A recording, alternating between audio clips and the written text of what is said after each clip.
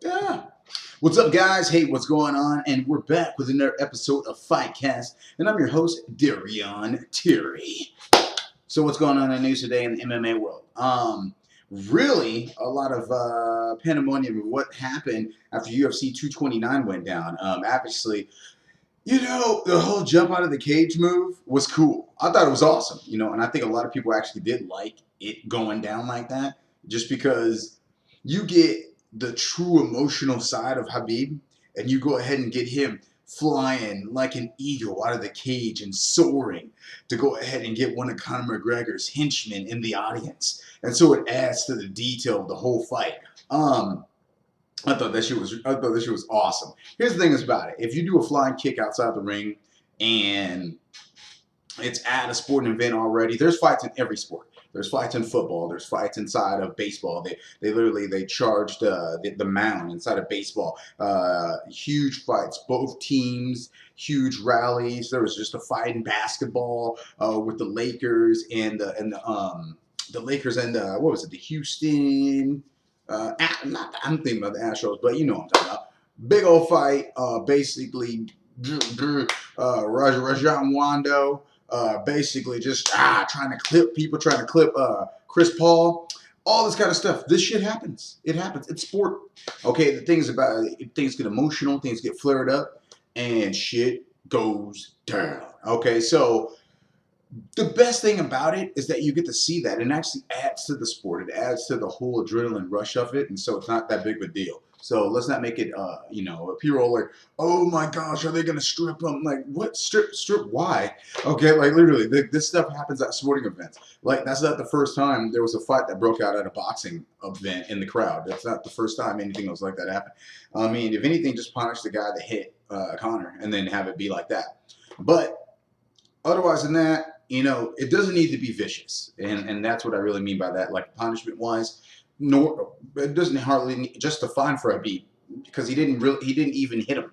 Okay, he soared and didn't even hit him. Okay, so there should be no fine there whatsoever. I mean, no like hardcore judgment calls, just a fine, just a fine.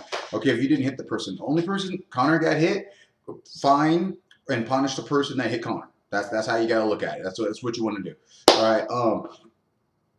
But the great thing that we learned was what we saw. We saw that Habib is a force. He's a force to be reckoned with, and I think the next solid matchup for him is going to be Tony Ferguson, or is going to be the winner of Tony Ferguson versus Conor McGregor. Now, I think that would be epic. This would soar. The numbers would be ridiculous because then we get to see Tony Ferguson up against a real stand-up guy. All right, and he doesn't do as well against people that are taller than him and have longer reach than him.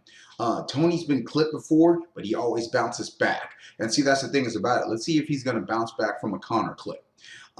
He might not get clipped. That's the thing as well. But he's always going forward, so that's always the opportunity of him getting clipped. The thing is about if he does get clipped, his gas tank is relentless, and he is relentless. His pressure is relentless.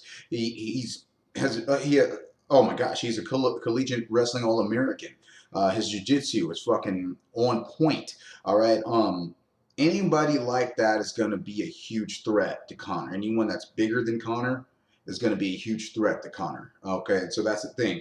Bigger, longer reach, better jiu-jitsu, better on the ground, more punches and bunches, better cardio. That's why Tony Ferguson will be a great matchup. It'll be a great test of metal for him as well. I think that matchup should happen. So like matchups to go ahead and make for the guys in the upper echelon. Habib could just get winner, or he could get Kevin Lee, or he can get Dustin Poirier if he doesn't get Tony. Okay, but he could just wait. He's the champ. He could just wait and fight the winner. Okay, of whoever Tony fights. I think that'd be great. Because Dustin's been waiting to win for a while. Obviously, that fight fell through between him and Nate Diaz. That would have been huge, and that would have created speculation. So here's the thing: where do we go from here? Like, I mean, obviously, everybody wants to see this Tony Habib matchup, but at the same time, though, it fell through 4 times, like 3 to 4 times. So do you really want to try to do this again? What if something really does go down again? Then that'd be like the 5th time that the fights don't work. The 5th time. That would suck, right? So I don't know. I don't know if you should really do it like that. I think it should be like let's see Tony Khan let him fight the first guy. He just put an Instagram post about fighting the next guy in line. Let him fight Tony. Let him fight Tony, or let him fight Dustin Poirier. Let Conor fight Tony or Dustin Poirier. That'd be awesome. That'd be awesome.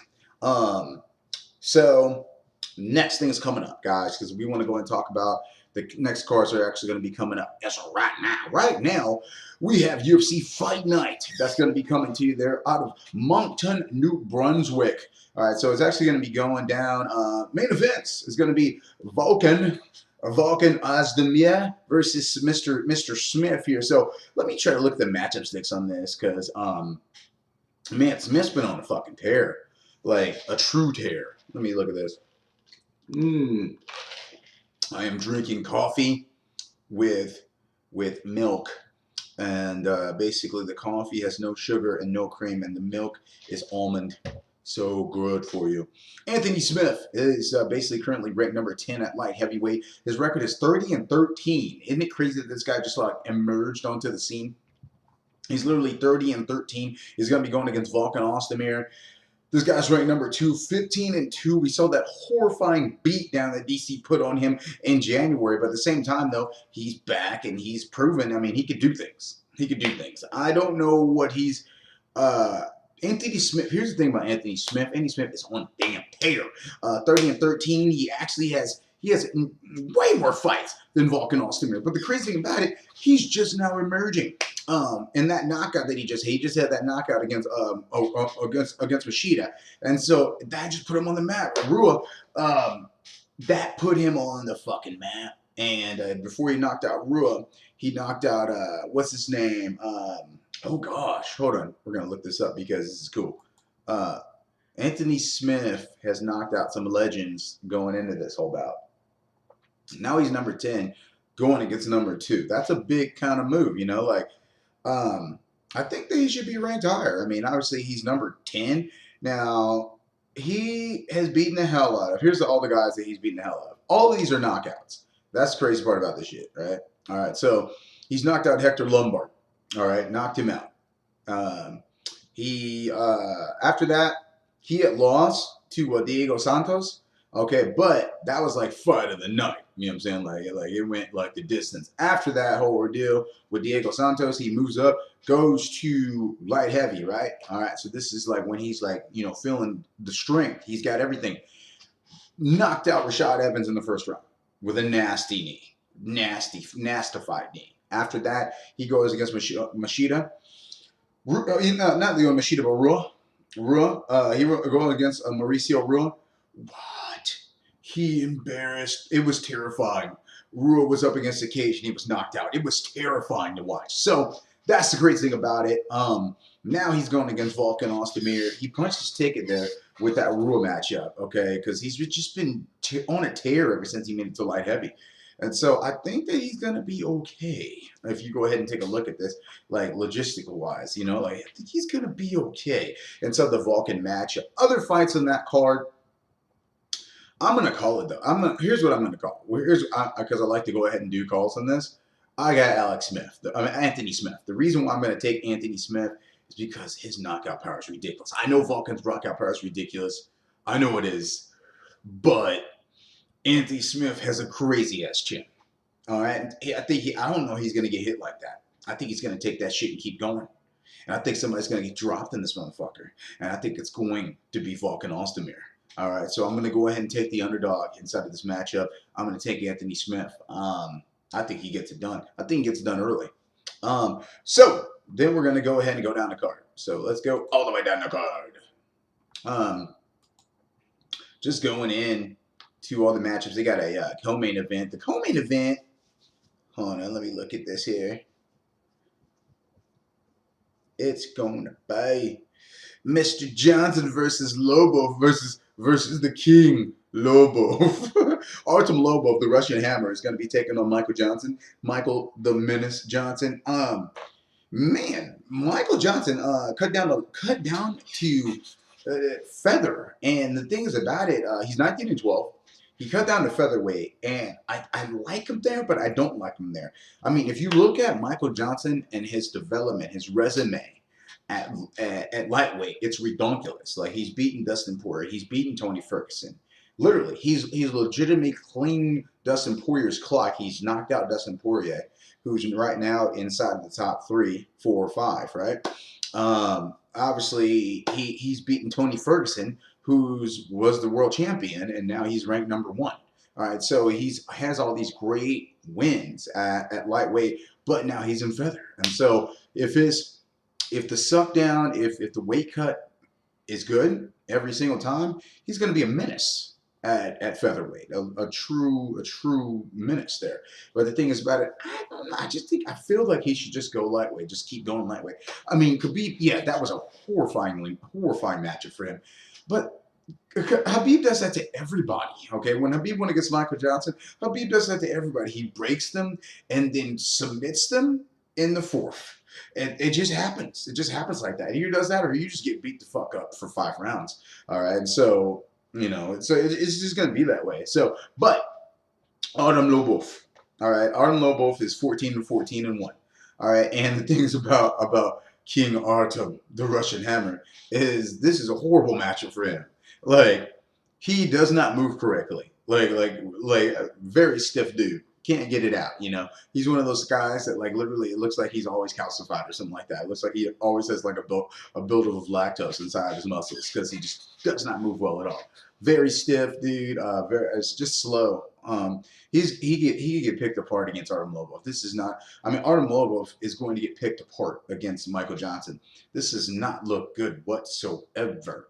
Man, let's look at. I want to look at Michael Johnson because he just had a win at 145s, and I believe. Let me see here. I believe it and achieve it. Big old Michael Johnson here. Oh, he's not big anymore. But let me see. Michael Johnson, Andre Philly. He had that was just a split decision. Okay, so that went to distance. Before that, he literally has those 2 losses to Justin Gaethje and Darren Elkins. Darren Elkins actually tapped him out in the 2nd round. So I don't think that's going to be like the thing is about it. That's why I'm not certain with him being at feather. Like it's just like one of those ordeals because you just get against guys that you go. Well, here's the thing: he went against Andre Philly, went all the rounds, but Philly's not one of those guys. These guys are not on the level of the guys that he has beaten at lightweight. All right. Again, Tony Ferguson beat him. Again, Dustin Poirier beat him. So it's a different level. If he's at his correct weight, I think that he just does well. And that's the thing. Obviously, the slip up with the Russian, with Khabib, that happens to everybody. It happened to Conor. It's going to happen to everybody. So that's the thing. You can still be in that weight class.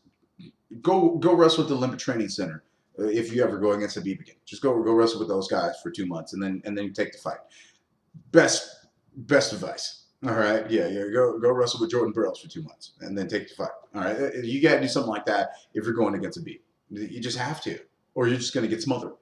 But great matchup right there. Obviously, I'm going to be picking the menace in that. Michael Johnson. That event is actually shaping up to be an okay card because of these 2 fights. After that, it kind of drops off, but it doesn't drop off like horrifyingly, but kind of drops off because, all right, so we got Cummins and Serkinov coming up. We got Misha Serkinov and Patrick Cummins. It's okay. Misha Serkinov is 13-4, and Patrick Cummins is 10-4. So we're going to see exactly how that matchup is going to go down. So obviously these guys are legit. They're legit guys. Misha Serkinov is number 11, and Patrick Cummins is number 14. Looking at after that, there we have Andre Sukhamath versus Jonathan Martinez. The Asian sensation, Andre Sukhamath, he's 12-6, and Jonathan Martinez is going to be 9-1. I'm thinking, let me look at this. I'm thinking that Andre Sukhamath if we look at it, I'm thinking that, let me see, he just lost to somebody. Who did he lose to, though? Huh. Hold on. He lost to, yeah, he lost to Sean O'Malley. Good old Sugar Sean. Yeah, yeah. And he got his ass beat against Sugar Sean O'Malley. Yeah, and so that's the thing. He got 5 to 9 hours for that fight, but Sean O'Malley had injured his leg inside that fight, and so he wasn't really like himself in the latter rounds. And so, but at the same time, and I think, yeah, in the third round, he injured his leg, and then the thing is about it is Sukhatov, yeah, that was a crazy fight. I'm just not remembering like what all went down there. So he's going to be on the card there versus against Martinez. We got Vellante and Herman. Gian Vellante is next. He's 16-10 versus Ed Herman, who is 24-13.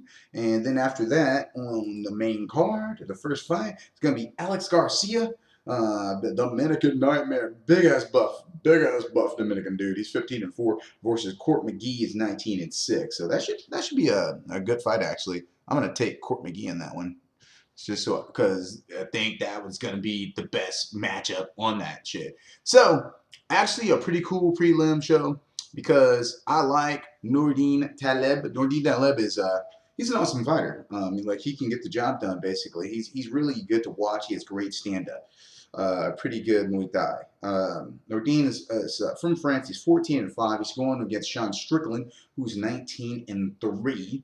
On that card, also we got Debalt Gute versus Nasrat Hakarost. This is this matchup of these guys of name battle is this is like the name battle right now. But Debalt Gute is 12-4 against Nasrat Hakarost, who's 9-2, and we just got 2 more bouts that are just on the prelims. Calvin Qatar, who's 18-3 actually, against Chris Fishko, who's 17-1. And then also the last fight, the first fight on the prelims is going to be Sarah Moras, who's 5-4, against Halida Bernardo, who's 5-2. And so, yeah, it's going down like that. I would say this card's going to shape up to be pretty good. Obviously, it's going to be on Fox, so it doesn't have to be all crazy. But in the future, obviously, we got some pay-per-view cards go ahead and coming your way. The big one is going to be UFC 230. I mean, I think this matchup is going to be horrific inside of the main event because we actually have Daniel Cormier, an elite wrestler that is the double champ, going against Derek Lewis, who has no cardio whatsoever. No cardio whatsoever. This is going to be silly. He's going to get taken down in a flash. In a flash. All right? And he's going to get beat up. It's so stupid for them to match up like this. Derek Lewis, here's the crazy thing about it, though. He's literally won his last 9 out of 10 fights the same way. He gets beat up, and then he knocks him out in the last couple seconds. It's ridiculous. I can't believe this happens. But he does this every time. He gets worked. And then he knocks the guy out in the last couple seconds. He gets worked. The last fight, if you actually look at the fight metrics, if you guys look at the last fight, and so you'll be able to see this. The fight metrics of the last fight, like the significant punches for the other guy, like they were in the hundreds. And Derek Lewis literally had, his punches were like in the teens. Like when you look at it. It's so silly. It really is silly if you look at it. Let me look at, okay, hold on. I'm going to look at this real quick so I can see. Because this is funny. This is funny when you take a look at this shit. Hold on. It's Khabib versus McGregor. And then, let me look at the fight. I'm going to look at the fight matrix on this because this is silly. His cardio is going to he's going to get mauled. He's got a puncher's chance to try to beat DC. DC doesn't get knocked out. DC doesn't even get hit hard. He hasn't got hit hard since Anthony Johnson. He got kicked. He got kicked, of course, by John Jones, but that's John Jones. Okay, the actual total strikes are 133 total strikes for Alexander Volkov versus 40 for Derek Lewis. 130. He landed 133 strikes versus 40. So silly. It's so silly when you think about it. So then you go to significant strikes. How many of Alexander Volkov? How many strikes were significant for Alexander Volkov? 121 significant strikes landed. Derek Lewis, 39. 39. But what do we always say? It only takes one. It only just silly stuff, right? Because it only does take one, right? And so that's what he's got in him. He's got one good punch. He can get beat up for 5 rounds and go ahead and get one good punch in at the end, which he's proven in the last 9 of his 10 fights. So this is silly. You know, everyone knows it's silly. It's silly that he should be fighting Daniel Cormier. In no realm should anyone that puts on a display like that should be going against a double champion in any sport whatsoever, in any realm. But hey, you know, let it happen. That's why they play the game. You know, like hey, hey, we seen what happened to what's his name? Daniel Cormier went up there and knocked out Stipe. You know, looking like a dad, looking like a with a dad bod. So if he could do it with a dad bod, you never know. So yeah, that's what I'm saying. So, but we're going to get more coverage going basically for UFC 230 basically coming up. But before that, there's Fight Night. And so I'm going to talk about the Fight Night results there. Those are going to be on October the 27th, starting at 7 p.m. UFC Fight Night, Volkan versus Smith. So get ready for all that great action. And yeah, make sure to like and subscribe. And also, let me know what you think about these next couple upcoming fights here. Will Volkan be able to beat Anthony Smith? Or will Anthony Smith be able to beat Volkan? Do you think Derek Lewis is over his head going against Daniel Cormier? I mean, I do. All right, but yes, make sure to go ahead and like, subscribe, and comment, and we will see you guys later on the Darian Terry Show. And I am going to bring you all the greatness when it comes to fighting, weighing in on all of it. This is FightCast. We'll be back at you guys.